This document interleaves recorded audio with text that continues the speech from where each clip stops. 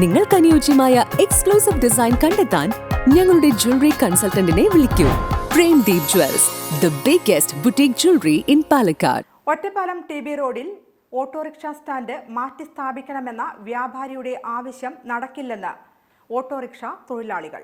Ottapalam T B റോഡിൽ autorickshaw stand മാറ്റി സ്ഥാപിക്കണമെന്ന വ്യാപാരിയുടെ ആവശ്യം നടക്കില്ലെന്ന് ഓട്ടോറിക്ഷ തൊഴിലാളികൾ. ടി ബി റോഡിൽ പ്രവർത്തിക്കുന്ന ഒരു ഫാൻസി വ്യാപാര സ്ഥാപനത്തിന്റെ ഉടമ നൽകിയ പരാതിയിലാണ് ഒറ്റപ്പാലം പോലീസും ട്രാഫിക് പോലീസും ചേർന്ന് ഓട്ടോ സ്റ്റാൻഡ് മാറ്റണമെന്ന ആവശ്യവുമായി ഓട്ടോറിക്ഷ തൊഴിലാളികളെ സമീപിച്ചത്. 130ഓളം ഓട്ടോറിക്ഷകളാണ് ഈ സ്റ്റാൻഡിൽ ഓടുന്നത്. പ്രായമായ തൊഴിലാളികളടക്കമുള്ള ഈ സ്റ്റാൻഡ് ഒരേ ഒരു വ്യാപാര സ്ഥാപനത്തിന് മാത്രം മാറ്റണമെന്ന ആവശ്യം തൊഴിലാളികൾ പാടെ തള്ളുകയാണ്.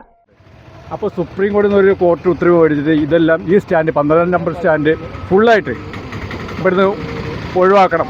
ഞങ്ങൾ 130 വണ്ടിക്കാരുണ്ട്. അവരുടെ കഞ്ഞൂടി മുട്ടിക്കണം പറഞ്ഞിട്ട് ഒരു വ്യക്തി അയാളുടെ താല്പര്യത്തിന് ഇവിടെ പോലീസും വ്യാപാരി കോടതിയും അവർക്ക് സപ്പോർട്ട് ചെയ്തിരിക്കുക. ഞങ്ങൾ 130 കുടുംബങ്ങൾ ഇവിടെ കുടുംബങ്ങൾ ഇവിടെ ഈ ദിവസം തൊഴിൽ എന്നൊരു ഈ സ്ഥലത്തെ ഇവിടുന്ന് ഒഴിപ്പിക്കാൻ വേണ്ടിയിട്ടുള്ള ശ്രമം നടത്തിക്കൊണ്ടിരിക്കുകയാണ്. അത് ഒരു കാരണവശാലും ഞങ്ങൾ ഇവിടെ മാറ്റില്ല. ഇവിടെ തന്നെ ഞങ്ങൾ ജീവിക്കും. നിലവിലെ സ്റ്റാൻഡ് ഒഴിവാക്കി സമീപത്ത് തന്നെയുള്ള നഗരസഭയുടെ പഴയ മീൻ മാർക്കറ്റ് ഭാഗത്തേക്ക് മാറ്റാനാണ് ഉദ്യോഗസ്ഥരുടെ തീരുമാനം. എന്നാൽ അവിടുത്തെ പഴയ കെട്ടിടങ്ങൾ പൊളിച്ചു നീക്കുകയോ അവിടെ സ്റ്റാൻഡിനുള്ള സൗകര്യം ചെയ്യുകയോ ചെയ്തിട്ടില്ല. പിന്നെ എങ്ങനെയാണ് സ്റ്റാൻഡ് മാറുക എന്ന് ഓട്ടോ തൊഴിലാളികൾ ചോദിക്കുന്നു.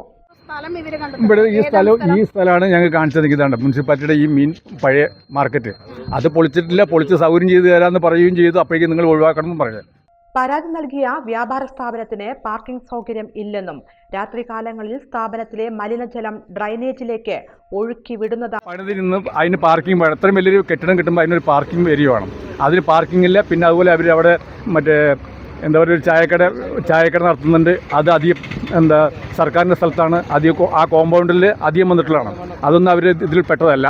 പിന്നെ വേസ്റ്റ് വെള്ളം രാത്രി കാലങ്ങളിൽ ഇതിനകത്തേക്കാണ് അടിച്ചുവിടുന്നത്.